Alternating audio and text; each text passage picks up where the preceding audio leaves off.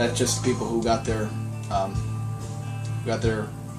team options and player options. I'm gonna actually, yeah, whatever. I just gave him a qualifying offer. I don't know if I should have though. That was, I definitely should not have done that. Whatever.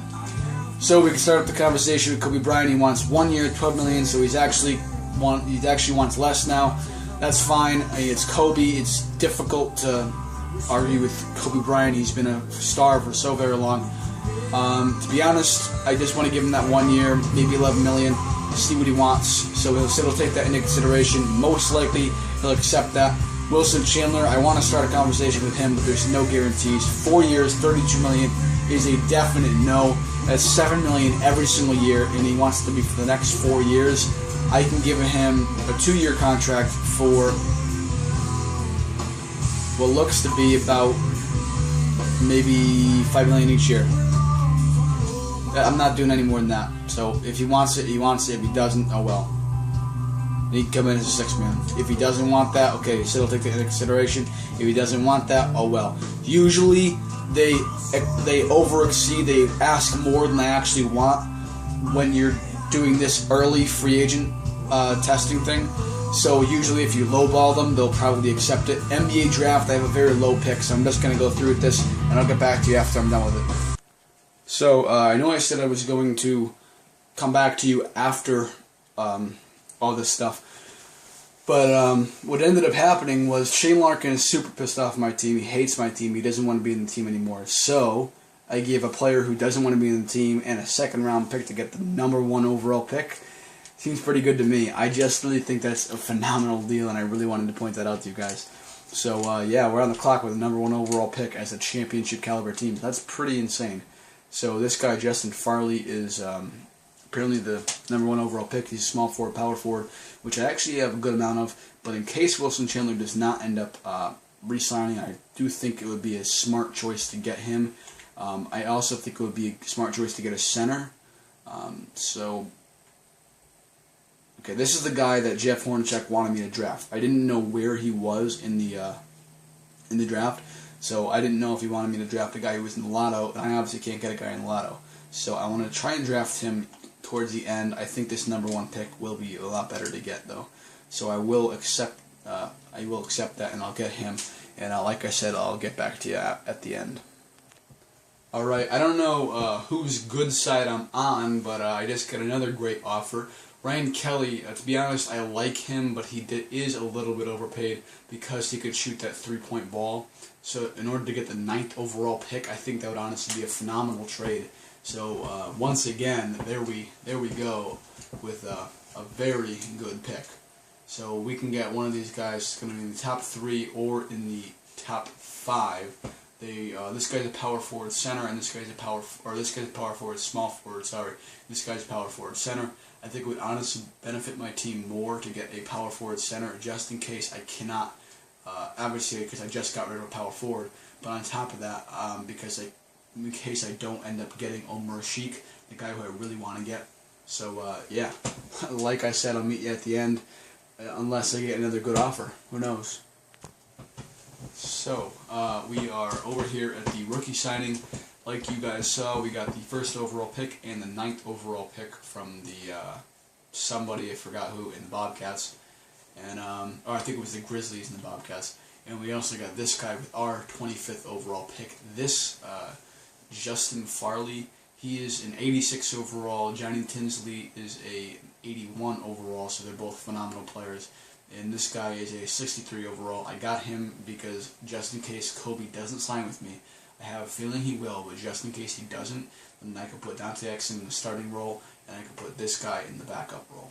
So I will at least have a point guard rather than, getting caught with my pants down. These two, I believe I gave reasons as to why I was drafting them. So obviously we have, like I figured, Kobe Bryant will sign with me. It's obviously a legend who wants to sign with the team that has treated him so well for so many years.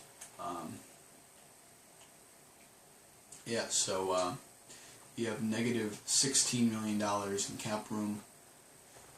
To be honest, there's really nobody who we can really get. I guess I did want Omer Asik, but at this point it's kind of pointless to try and get him because obviously I would have to give him like $5 million. So unless he wanted that, I guess Al Jefferson would also be a nice guy to get. Unfortunately, though, both of these top two players, Roy Hibbert and Al Jefferson, would both be expecting a starting role. I've mentioned that plenty of times, and that starting role is not a role that I have open. I do have a backup role open, and Omer Asik, he kind of is really, really good. So I really think they'd be a good guy to get. I do hate Omer Asik with a dying passion. Like, I really, really hate Omer Asik. Like, this picture right there just gives me the chills.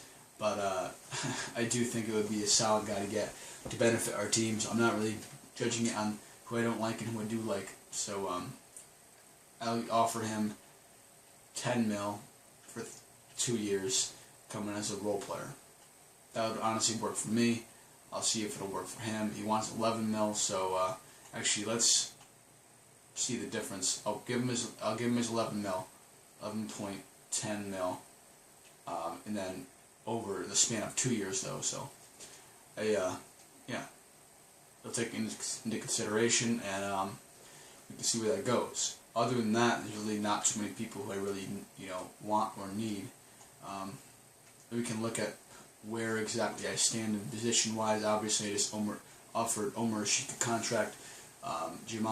Johnny Tinsley, Jamal Tinsley is a player of somewhere. I've heard of him. I know that much. He'll be my backup power forward, kind of free starting power forward. Kobe Bryant will be my starting point guard like he was last year. Dante Exum backup, and this guy will probably be like a triple backup, not even playing, something like that. Carmelo starting small forward. This guy will be backup small forward, starting shooting guard. He'll be a triple backup, unfortunately. Even though he is good, he will have to be in that position, and Marshawn Brooks will be a backup shooting guard, so I don't really need anybody. I have a very solid lineup, so honestly I'm not going to offer anybody a contract. I'll just go ahead and see who accepts my contracts and who doesn't. So Wilson Chandler accepted another offer. Oh well, so be it. It's not going to hurt my team too much. I didn't want to give him the money he wanted. He's not worth that, so oh well. Omer Asik will sign with me. I only offered him 2 years because I was afraid that he would end up declining too much. So yeah, that's kind of it, I guess. I did shape my team around next year's draft class, or I believe the year after that, okay, yeah. I guess I should have shaped it around next year's draft class, but I didn't. I accepted it around, or I did it around 2017 draft class by accident. Whatever, not a big deal. So Dante Exum will benefit tremendously. We sent him to conditioning camp this offseason. To be honest, I don't really care. It's not a big deal to me. But I'm only going to send him because the coach is so insistent on it, and to make him happy and to keep my coach happy. That's always a good thing because your coach really makes your team what your team is. Doesn't matter how good the players are. They're only going to beat good teams with good coaching. So Jeff Hornacek's a big part of this franchise, and I want to keep him very happy. So just to keep him happy, I'm going to do that. Another thing, I want to work on rebounding. That's a thing we kind of lacked in. Who is this? I don't know who this is. Let's look at people who should be rebounding well. I know he rebounds very well. Kenneth Faried, I know he rebounds pretty damn well. I want to get Darius Saric to be a better rebounder, and as well, wait, what? Why is Wilson Chandler there? Did he accept my offer? It said accepted other offer. Did it not? I could have sworn it said accepted other offer. As in he accepted a different offer from a different team. Is that a glitch? Okay, not a problem. I'll gladly take him in. So, yeah, we can see where this is. Yeah, so I think it'd be good to get him, Wilson Chandler, up in the rebounding category, or Carmelo. So I think Carmelo would benefit from that as well.